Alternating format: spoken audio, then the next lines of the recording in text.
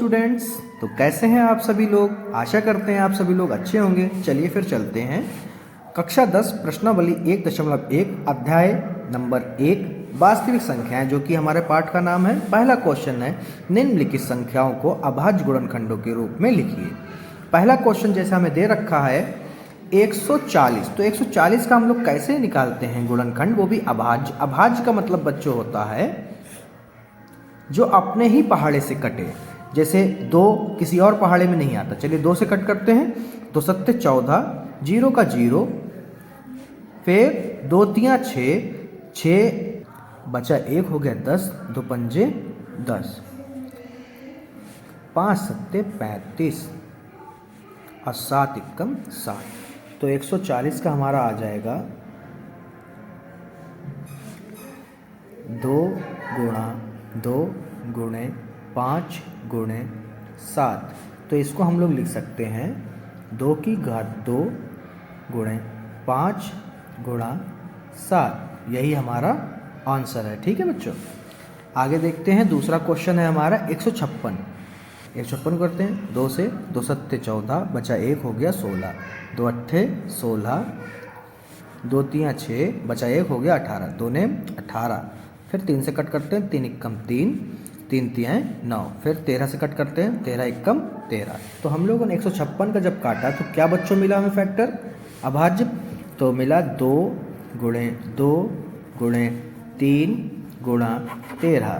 तो इसको हम लोग लिख सकते हैं 2 की घात 2 गुणे 3 गुणे 13। ठीक है। अब हमारा जो तीसरा क्वेश्चन है 3825, यानी 3825 को हम लोग कट करते हैं, क्योंकि लास्ट में 5 है तो 5 से कट करते हैं। 5 सत्ते 35, बचे 3 हो गए 32, 5 छक्का 30, बचे 2 हो गए 25, पचम 25। फिर हम लोग कट करेंगे फिर से 5 से, क्योंकि फिर 5 है आखिरी में, तो 5 एकम 5, बचे 2 हो गए 26। तो पचम 25, बचा 1 हो गया 15, 5 तियाँ 15। इससे कट करते बच्चों 3 से, 3 15, 3 एकम 3, फिर 3 एकम 3, 3 सत्ते 21। फिर कट करते हैं 17 से कट करते थे डायरेक्ट, क्योंकि 17 के ही टेप पहाड़े में आएगा। 17 एकम 17। तो हमने जब 3825 को कट किया तो हमें क्या क्या अभाज्य गुणनखंड प्राप्त हुए, वही हमें यहाँ पे लिखना है, वही आपका उत्तर होगा। 3825 को जब हमने कट किया तो हमें प्राप्त हुआ 5 गुणे 5 गुणा 3 गुणे 3 गुणे 17। ठीक है। इसको हम लोग कैसे लिख सकते हैं, 5 की घात 2 गुणे 3 की घात 2 गुणे 17। ठीक है।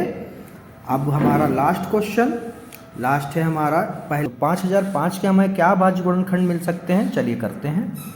सबसे पहले लिख लेते हैं, पहले 5 से कट करते हैं। 5 एकम 5, 0 का 0, 0 का 0, 5 एकम 5। फिर 7 से कट करते हैं। 7 एकम 7, बचे 3, क्योंकि 10 में से 7 जाएंगे, बचेंगे 3 और इधर हो जाएगा 30।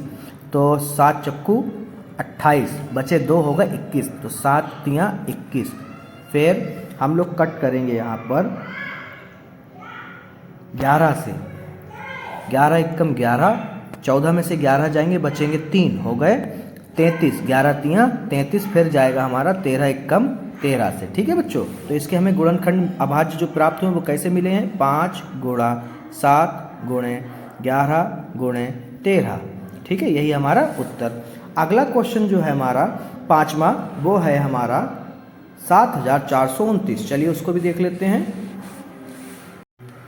तो हमारा पहले का 5वां क्वेश्चन, यानी पहले क्वेश्चन का आखिरी क्वेश्चन जो है हमारा 7429 है। आइए बच्चों इसको समझते हैं कैसे इसके अभाज्य गुणनखंड प्राप्त करने हैं। तो इसको कट करते हैं पहले 17 से, तो इसका हो जाएगा 17 चक्कू 68।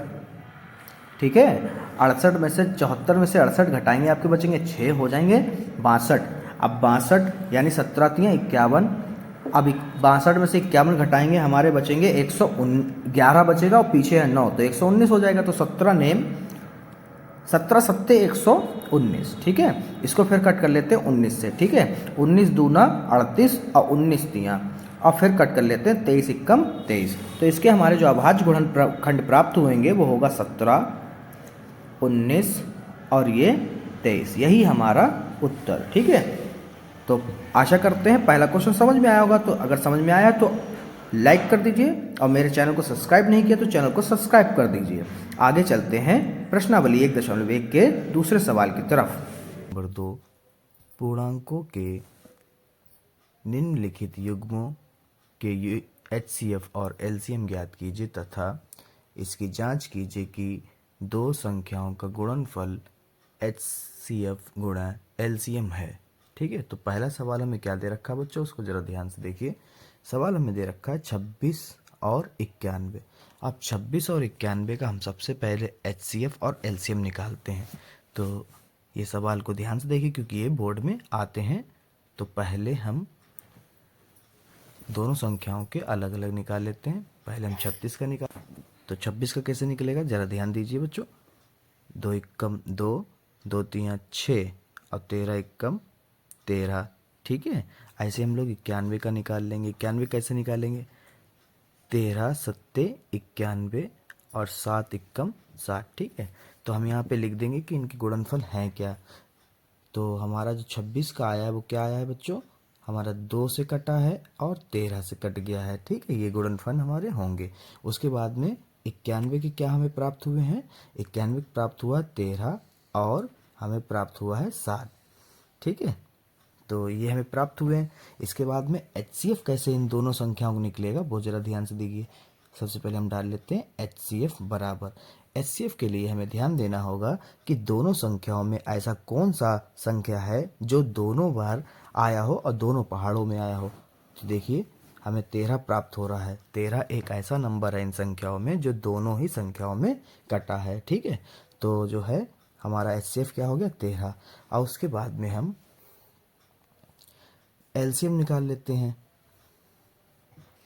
LCM जो होता है सबसे पहले हमारा जो HCF आता है क्वेश्चन में उसको लिख लेते हैं। उसके बाद में जो बचता है उसको लिख लेते हैं। जैसे यहाँ पे क्या बचा, 2 बचा तो 2 लिख लीजिए और यहाँ पे क्या बचा, 7 बचा तो 7 को भी लिख लीजिए। और 13 दूनी 26 और 26 सत्ते 182। ठीक है, ऐसे ही हम इसकी जांच कर लेते हैं क्योंकि क्वेश्चन में हमें कह रखा दो संख्याओं का गुणनफल किसके बराबर होना चाहिए, HCF और LCM की गुणा के बराबर। तो आगे कर लेते हैं हम जांच। तो ये कुछ इस तरह से होगा, दो संख्याओं का गुणनफल बराबर HCF गुणा LCM। तो दो संख्या हमारी क्या थी बच्चों, 26 और 91। HCF हमारा आया 13 और LCM आया 182। 26 और 91 की आप गुणा कराएंगे आपको प्राप्त होगा 2366। ठीक है, और 13 और 182 की जब आप गुणा कराएंगे तो भी आपको यही नंबर प्राप्त होगा। और जब ऐसा हो जाए तो हमारा HCF और LCM बिल्कुल ही सही होगा। ठीक है, तो यही आपका आंसर है। अब चल सवाल नंबर 2 क्या है बच्चों हमारा, 510 और 92। 510 और 92 का हम कैसे निकालते हैं, सबसे पहले जो है हम 510 का निकाल लेते हैं। अब 510 का कैसे निकालते हैं, 2 के पहाड़े से निकाल लेते हैं। 2 दूनी 4, अब 4 5 में से 4 जाएगा बचेगा 1, हो गया 11, 2 पंजे 10, फिर बचा 1 हो गया 10, 2 पंजे 10। ठीक है, अब 5 से काट लेते हैं, 5 25, 5 इक्कम 5। आई होप आप लोगों को LCM निकालने का ये ट्रिक टीचरों ने सिखाया होगा कक्षा 8 में। ठीक है, अब इसको करते हैं 3 से, 3 इक्कम 3 बचे 2 हो गए 21, 3 सत्ते 21। अब कट जाएगा ये 17 इक्कम 17 से। ठीक है, ऐसे ही हम लोग निकाल लेते हैं 92 का। ठीक है, तो 92 का बहुत इजी है, 2 चक्कू 8 बचा 1 हो गया, इधर से 1 बचा ये इधर जाएगा हो जाएगा 12, तो हो जाएगा 2 छंग 12। फिर इधर से 2 दूनी 4, 2 तिया 6, अब ये 23 जो है 23 के पहाड़े से जाएगा तो 23 इक्कम 23। ठीक है, तो इसको हम लोग लिख लेते हैं यहाँ पर 510 का जो है हमारा गुणनफल क्या आएगा, गुणनखंड हमारे 2 गुणे 5 गुणे 3 गुणे 17। ठीक है, ऐसे ही हमारे 92 के आएंगे, क्या आएंगे बच्चों, ये यहाँ पे आएगा 2 गुणे 2 गुणे 23। ठीक है, अब क्या करते हैं, पहले वाले सवाल की तरह हम लोग यहाँ पे लिख लेते हैं HCF। क्या लिखेंगे, HCF। और HCF हमारा क्या होगा यहाँ पर देखिए 2 का जोड़ा इधर मिल रहा है और कोई भी जोड़ा हमें नहीं मिल रहा, तो हमारा HCF क्या होगा 2, ठीक है। और हम यहाँ पर LCM फिर डालते हैं, और LCM लिखने के लिए हमने आपको पहले ही बता दिया कि जो HCF होगा उसको पहले लिख लेंगे, और जैसे ही आप HCF लिखेंगे फिर आप दोबारा वो जोड़ा नहीं लिखेंगे। जैसे ये 2 अब नहीं जोड़ा जाएगा आपका, ठीक है। तो इसमें अब जो बचा है उसको लिख लीजिए। क्या क्या बचा है आपका, 5 बचा है, फिर 3 बचा है, फिर 17 बचा है, फिर नीचे वाली लाइन में आपका 2 बचा है, और फिर आपका ये 23 बचा है, ठीक है। जब आप इसकी गुणा कराएंगे तो आपको प्राप्त हो जाएगा यहाँ पर 2 पंजे 10, 10 तियाँ 30, ठीक है। और इसको आगे जब कराते रहेंगे तो इसकी पूरी गुणा जो है आपकी होके आएगी बच्चों, यहाँ पर आ जाएगी 23,460, ठीक है। तो ये 23,460, ठीक है। कैसे करते हैं, हमने दो संख्याओं को गुणनफल, हमारी दो संख्याएं क्या है 510 गुणे 92, ठीक है। उसके बाद में हमारा HCF क्या आया, HCF जो है हमारा 2 आया है, और LCM आया है 23,460, ठीक है। उसके बाद में हम जब 510 की जो है 92 से गुणा कराएंगे तो यहाँ पर हमको मिल जाएगा 46,920। क्या मिल जाएगा बच्चों, 46,920, ठीक है। आप चाहें तो गुणा भाग कर सकते हैं, हमने पहले से ही करा के रखी तो इसलिए हम डायरेक्ट लिख दे रहे हैं, ठीक है बच्चों। अब यहाँ पर 23,460 की गुणा 2 से कराएंगे तो हमको प्राप्त होगा 46,920, ठीक है। यहाँ पर भी हमारे दोनों ही आंसर LHS और RHS बराबर आए, तो यानी हमारा सवाल जो है HCF और LCM बिल्कुल ही सही आए हैं। ये बचा, फिर ये बचा, फिर ये, टोटल कितने 2 बचे 3, तो 2 गुणे 2 गुणे 2 गुणे 2, फिर नीचे भी लिख लेते हैं। फिर एक 7 बचा ऊपर, और नीचे बचा 3 ये वाला और ये वाला, तो 3 2 बार बचा, ठीक है। इसकी जो गुणा होगी वो क्या आएगी आपकी, चलकर वो कुछ इस तरह से आएगी, जैसे कि हमारा 3024, तो ये पूरी निकल के आएगी 3024, ठीक है।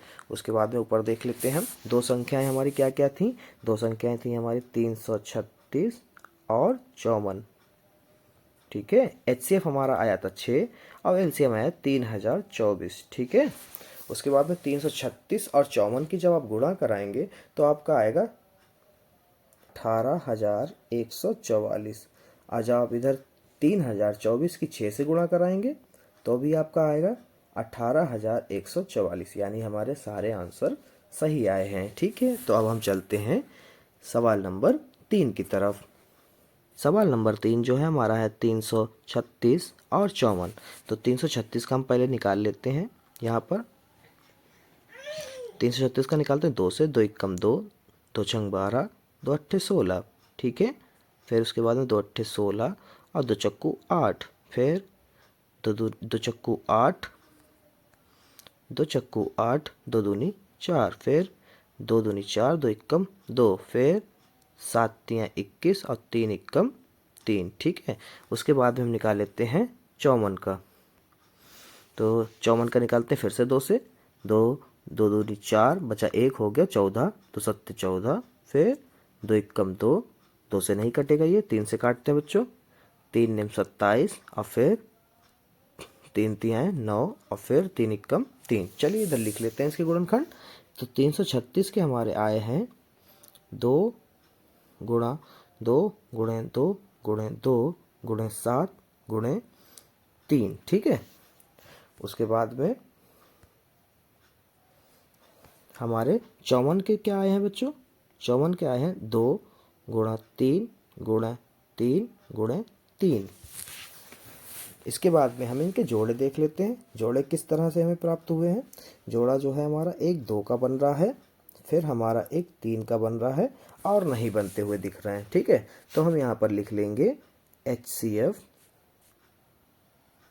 HCF में हमें सिर्फ एक जोड़ा 2 का मिल रहा है और एक जोड़ा 3 का मिल रहा है, तो हमें क्या HCF हो जाएगा बच्चों, 2 तियाँ 6। तो HCF इस बार क्या आया है 6, ठीक है। अब हम LCM निकाल लेते हैं।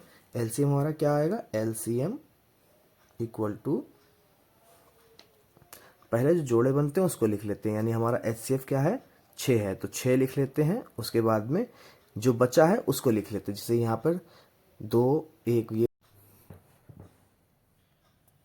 प्रश्न संख्या 3, अभाज्य गुणनखंड विधि द्वारा निम्नलिखित पूर्णांकों के HCF और LCM ज्ञात कीजिए। ठीक है, तो हमें निकालना है सबसे पहले 12 का, फिर 15 का, और फिर पहले वाले क्वेश्चन में 21 का। चलिए निकालते हैं। तो हम लोग 12 का कर देते हैं 2 से, क्योंकि अभाज्य ही रखने हैं।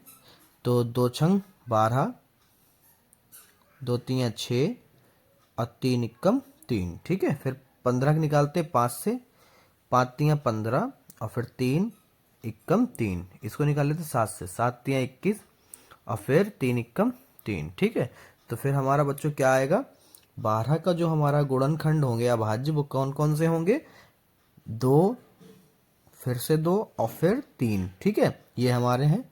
और इसमें 15 के जो हैं वो भी लिख लो। 15 के हैं हमारे 5 3, इतने ही हैं। और 21 के 7 गुणे 3। ठीक है, अब इसके जो है हम यहाँ पर HCF निकाल लेते हैं, HCF, और LCM निकाल लेते हैं। HCF का हमने तरीका आपको बता रखा है कि जो जोड़े बनते हैं वही होते हैं, तो इसमें हमारा जो तीनों में जोड़े बनेंगे वही होगा। और तीनों में कौन सा जोड़ा बन रहा है, सिर्फ 3 का अकेला, तो हमारा जो HCF होगा वो क्या होगा 3। ठीक है, और जो हमारा LCM होगा, पहले LCM लिखने का क्या तरीका बताया था वही करते हैं इधर भी। जो जोड़ा बना उसको लिख लो, जैसे 3 का एक जोड़ा बना तो 3 लिख लो, गुणे में जो बचा उसको लिख लो। जैसे 12 में जो है 2 बचा, फिर 2 बचा, उसको लिखो 2 गुणे 2। ठीक है, उसके बाद में हमारा 15 में 5 बचा और 21 में 7 बचा, इसको भी लिख लो 5 गुणे 7। ठीक है, उसके बाद में जो है 3 दूनी 6 गुणा करा लो, 3 दूनी 6, 6 दूनी 12, 12 पंजे 60 और 60 सत्ते हो जाएगा 420। ठीक है, 60 सत्ते। ये पहला सवाल लग गया। ऐसे ही हमारा जो है इसका तीसरे का दूसरा लगाते हैं। तो इसका दूसरा सवाल में हमें निकालने हैं 17 का, 23 का और 29 का। ठीक है, इसको कर लेते हैं। तो यहाँ पर जो है हम 17 का सबसे पहले लिख लेते हैं, और फिर 21 का भी, 23 का भी बना लेते हैं, और फिर हमारा 29 का भी बना लेते हैं। अब 17 जो है एक खुद अभाज्य संख्या है, तो 17 एकम 17 रहेगा। और इधर 23 भी अभाज्य संख्या है, क्योंकि अपने पहाड़े में आते हैं और किसी पहाड़े में नहीं आता। 29 भी अपने ही पहाड़े में आता है। ठीक है, तो यहाँ पर जो है हम इसकी गुणनखंड लिखेंगे, वो ऐसे लिखेंगे कि 17 गुणा 1, या तो फिर 17 के पहाड़े में आएगा या फिर 1 के पहाड़े में आएगा। ठीक है, फिर 23 जो है 23 से कटेगा और 1 से कटेगा, और फिर जो है 29 जो है हमारा 29 से कटेगा या फिर 1 से कटेगा। तो हमारा HCF जो होगा बच्चों, यहाँ पर HCF देखिए किसका जोड़ा बन रहा है, यहाँ पर बन रहा है 1 का, तो HCF हो गया 1। और LCM जो है सबसे पहले हम 1 लिख लेते हैं, फिर जो बचते हैं उसको लिख लेते हैं। जैसे यहाँ पे 17 बचा, यहाँ पर क्या बचा बच्चों 23 बचा, और यहाँ पर 29 बचा, तो इसको लिख लेते हैं। यहाँ पर 17 गुणे 23 गुणे 29, इनकी गुणा मैंने करा के रखी है, तो वही डायरेक्ट लिख देते हैं। ठीक है, जैसे 1 सत्ते 17, 17 तियां जो आएगा उसका 29 से गुणा कराएंगे, और जो उसकी गुणा आएगी वो आपकी आएगी 11,339। ठीक है, तो इसको लिख लेते हैं 11,339। ठीक है बच्चों, ऐसे हम लोग तीसरा करते हैं। 8 का और 9 का और 25 का निकालो। ठीक है बच्चों, तो हम यहाँ पर जो है इसका निकालते हैं। सबसे पहले जो है हम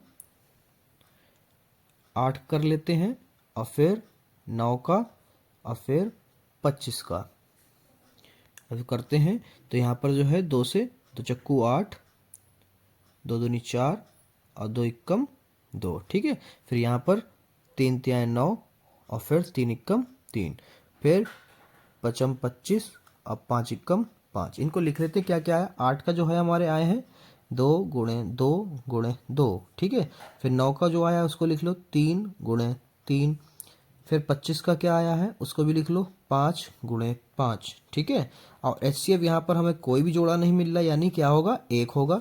और यहाँ पर एलसीएम जो होगा, जो हमारे बच रहे हैं उन सभी को लिख लो, जैसे 2 गुणे 2 गुणे 2 और फिर नीचे 3 गुणे 3, ठीक है। उसके बाद में 5 गुणा 5।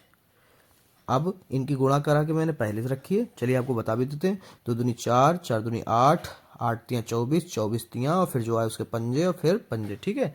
तो यहाँ पर जो इसकी आएगी गुणा वो आएगी टोटल निकल कर हमारी 1800। कितनी आ जाएगी बच्चों, 1800।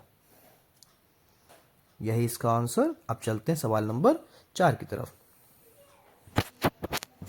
बच्चों देखिए, एचसीएफ कह रहे हैं कि 306 और 657 का जो है आपका एचसीएफ आया है 9। कह रहे हैं इसका एलसीएम निकालिए। तो इसके लिए हमें सूत्र जो था पहले दूसरे सवाल में दे रखा था, वो सूत्र सिर्फ डायरेक्ट लगा लेते। पहले लिख लेते हैं हमें क्या क्या पता है। कि हमें पता है भैया एचसीएफ जो है किस किस का, 306 का और 657 का। कितना दे रखा हमको, 9। हमको फाइंड क्या करना है बच्चों, हमें निकालना है या ज्ञात करना है, हमें एलसीएम निकालना है। और इसका बहुत सरल फार्मूला होता है, जो क्या होता है एलसीएम गुणे एचसीएफ बराबर 2 संख्याओं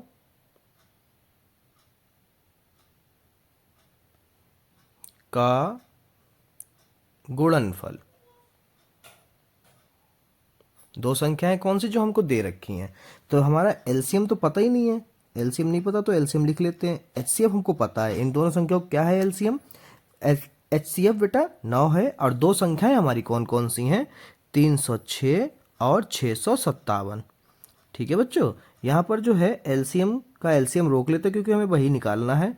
306 और 657 लिख लेते हैं और जो नंबर है हमारा गुणे में है, ये कहाँ जाएगा, ये चला जाएगा बटे में, ठीक है। अब इसको कट कर लेते हैं। कट कैसे करते देखिए, 3 से कट करते हैं या डायरेक्ट 9 से कट कर लेते हैं। 9 एकम 9 और यहाँ कट करते हैं 306 को, 9 चौक 36 ज़्यादा हो जाएगा तो 9 तियाँ 27, 3 बचे 3 होगा 36, तो 9 चौक 36। तो यहाँ पर जो हमारा आगे सॉल्व होगा वो क्या होगा कि इधर जो है हमारा 34 बचा है, गुणे में 657 है, बटे में 1 लिखा नहीं जाता, ठीक है। तो यहाँ पर 34 और 657 की जब आप गुणा कराओगे तो आपकी आ जाएगा 22,338। तो 22,338 ही हमारा आंसर हुआ। और ये बोर्ड और आपके हाफ ईयरली के लिए वेरी इंपॉर्टेंट क्वेश्चन है, इसको जरा ध्यान से देखिएगा बच्चों, ठीक है। इसके 2 ही क्वेश्चन बार बार पूछे जाते हैं, एक ये चौथा वाला और एक आपका छठा वाला क्वेश्चन, ठीक है। और कभी कभार हाफ ईयरली में आपको 5वां वाला क्वेश्चन देखने को मिल जाता, तो उन पर ज़्यादा ध्यान दीजिए। बाकी एलसीएम एचसीएफ तो आप कक्षा 8 से आप लगाते चले आ रहे हैं, ठीक है बच्चों। क्वेश्चन नंबर 5, तो प्रश्नावली 1.1 का क्वेश्चन नंबर 5 क्या है बच्चों, इसको समझने से पहले हम आपको इस क्वेश्चन को बता देते हैं। क्वेश्चन नंबर 5 हमसे कह रहा है, जांच कीजिए कि क्या किसी प्राकृतिक संख्या n के लिए संख्या 6 की घात n अंक 0 पर समाप्त हो सकती है। चलिए इसको कैसे करते हैं, आइए इसको समझते हैं। क्वेश्चन नंबर 5 को सॉल्व करने से पहले हम आपको ये बात बता दें कि यह सवाल आपका हाफ ईयरली और बोर्ड में भी पूछा जा सकता है, और आप ये मान के चलिए ये आपका क्वार्टरली के लिए वेरी इंपॉर्टेंट क्वेश्चन है और हाफ ईयरली के लिए, ठीक है। तो इसको करेंगे कैसे बच्चों, तो ध्यान सुनिए।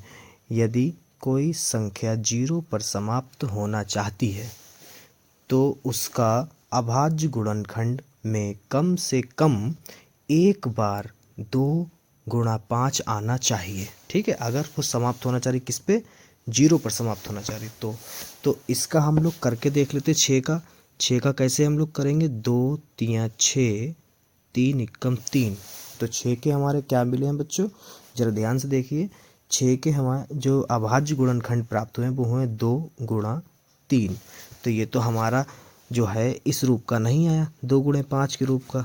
तो इसमें हम क्या करेंगे, आगे हम लिखेंगे कि 6 का गुणनखंड करने पर यह 2 × 5 के रूप का नहीं है, अर्थात यह कभी भी 0 पर समाप्त नहीं हो सकती, अतः किसी भी प्राकृतक n के लिए 0 पर समाप्त नहीं होगी। ठीक है बच्चों, तो इसको आप लोग ये 6 की घात n करके भी एक क्वेश्चन आता है आपका, और एक आता है 5 की घात n कर भी। तो चलते हैं क्वेश्चन नंबर 6 की तरफ। तो क्वेश्चन नंबर 6, ये आपको पहले ही हम बता दें कि ये वेरी इंपॉर्टेंट क्वेश्चन है आपके पेपर के लिए, बोर्ड और हाफ ईयरली के लिए। ठीक है, तो इसको जरा ध्यान से देखिएगा बच्चों, बहुत सरल है, बहुत सरलतम समझाएंगे हम। तो इसमें कहा है व्याख्या कीजिए कि 7 11 गुणे 13 गुणे प्लस 13 और 7 6 5 4 गुणे 3 गुणे 2 गुणे 1 प्लस 5 भाज्य संख्याएं हैं। ये कह रहा है भाज्य संख्याएं हैं, परंतु क्यों है ये इसको समझाना है। ठीक है, अब देखिए इसमें, हाँ तो बच्चों इसको उत्तर लिखने से पहले ध्यान रखिए ये लाइन आपको लिखनी ही पड़ेगी। क्या लाइन है हमारी? उत्तर में आप लिखेंगे भाज्य संख्याओं के 2 से अधिक भाजक होते हैं। ठीक है, अब इसको हम आगे कैसे सवाल को सॉल्व करते हैं, देखिए हमें संख्या जो है क्या दे रखी है, पहले वाले सवाल में ये संख्या लिखनी पड़ेगी 7 गुणे 11 गुणे 13 प्लस में 13। ठीक है, उसके बाद में अब जो अगली लाइन हम सॉल्व करेंगे वो ऐसे सॉल्व होएगी, यहां पर 7 कॉमन कर लेते हैं, डायरेक्ट ही लगा देते हैं यहां पर। तो बच्चों आगे कैसे होगा सॉल्व, 13 को कॉमन कर लेते हैं, बचेगा क्या हमारा 7 बचेगा, 11 बचेगा और 13 की जगह पे क्या बचेगा 1 बचेगा।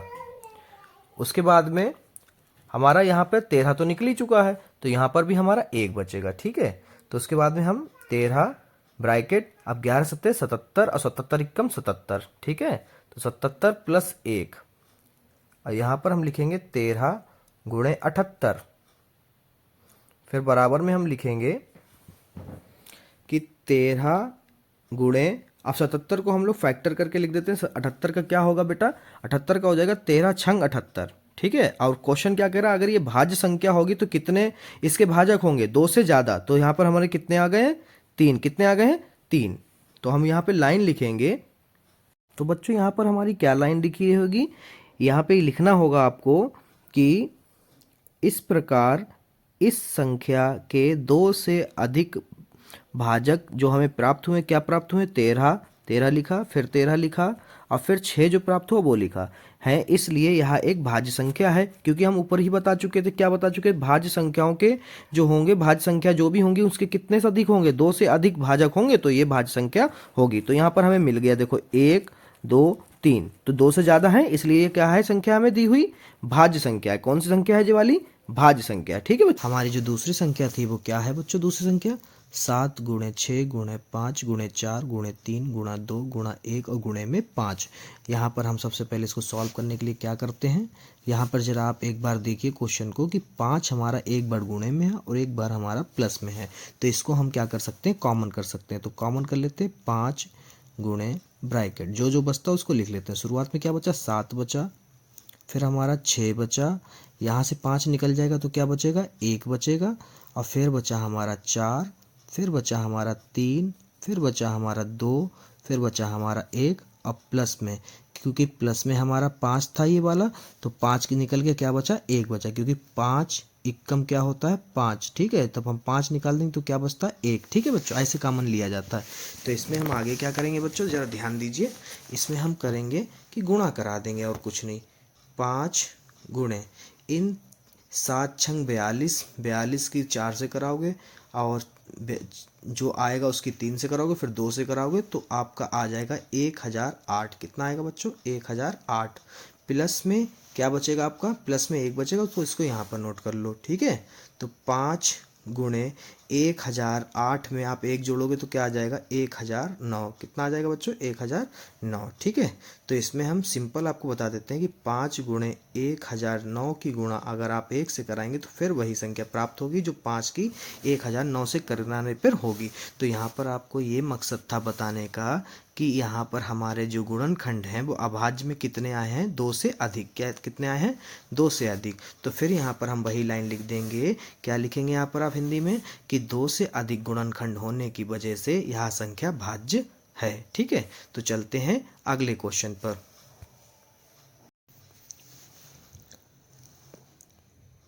इस प्रश्नावली का आखिरी सवाल, जो कि सवाल नंबर हमारा है 7, बहुत अच्छा सवाल है। किसी खेल के मैदान के चारों ओर एक वृत्ताकार पथ है।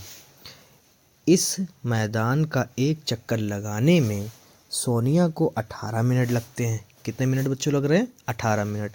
जबकि इसी मैदान का एक चक्कर लगाने में रवि को कितने मिनट लग रहे हैं? 12 मिनट लगते हैं।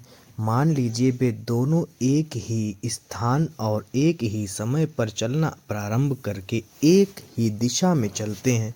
कहने का मतलब एक ही साथ चल रहे हैं और एक ही दिशा में जा रहे हैं।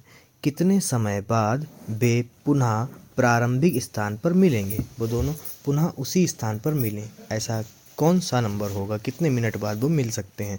आइए इस सवाल के सॉल्यूशन को हम देखते हैं। तो बच्चों, इसका सॉल्यूशन यानी हल बताने के लिए हम आपको पहले इस क्वेश्चन को एक बार समझा दें। मान लीजिए वो कोई गोला इस प्रकार का है हमारा बना हुआ, और ये एक हमारा पथ है यानी स्टार्टिंग पॉइंट है। ठीक है, वो दोनों इसी से चलते हैं। अगर अकेले चलते हैं तो एक को लगते हैं यानी सोनिया को लगते हैं हमारे 18 मिनट लग जाते हैं। कितने मिनट लगते हैं? 18 मिनट लगते हैं इसका एक चक्कर लगाने में। ठीक है, और हमारा रवि को एक चक्कर इसका लगाने पर लगते हैं मिनट 12। रवि कितने लग रहे हैं? 12 मिनट लग रहे हैं। ठीक है, तो यहाँ पर तो बच्चों इस प्रकार के क्वेश्चन में हमें निकालना होता है एलसीएम। ठीक है, तो यहाँ पर 18 का निकाल लेते हैं। 18 का यहाँ निकालते हैं। 18 का जब कट करेंगे तो आएगा हमारा 2 नेम 18, और फिर 3 तिया 9, और फिर हमारा 3 एकम 3। ठीक है, तो यहाँ पर हम लिख लेते हैं कि 18 को जब हमने कट करा तो अभाज्य गुणनखंड क्या है? 2 गुणा 2 गुणे 3 गुणे 3। ठीक है, तो इस और अब हम निकाल लेते हैं रवि का। रवि को कितना समय लगता है? 12 मिनट लगते हैं। कितने मिनट? 12 मिनट। तो 12 का निकाल लेते हैं, तो यहाँ पर 2 से कट करते हैं। 2 छंग 12, 2 तिया 6, और 3 एकम 3। ठीक है, तो इसके भी लिख लेते हैं। 12 क्या है अभाज्य गुणनखंड? 2 गुणे 2 गुणा 3। ठीक है, तो इसका हमारा जो एलसीएम होगा वो क्या होगा बच्चों? यहाँ पे हम लिख लेते हैं कि 2 की घात 2 बार 2। ठीक है, 2 बार आया है।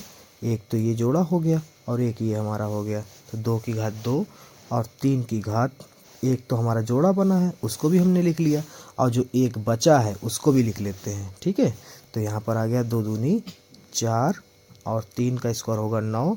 तो यहाँ पर हमारा जो आंसर होगा वो होगा 4 नेम 36। तो वो कितनी बार रवि और सोनिया मिल जाएंगे जाकर एक ही पॉइंट पर? वो हमको मिल जाएंगे 36 मिनट। वो इस गोले को दौड़ेंगे, अब फिर पुनः स्टार्टिंग पॉइंट पर 36 मिनट बाद मिल जाएंगे।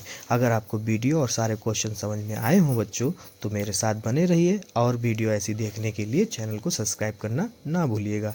धन्यवाद।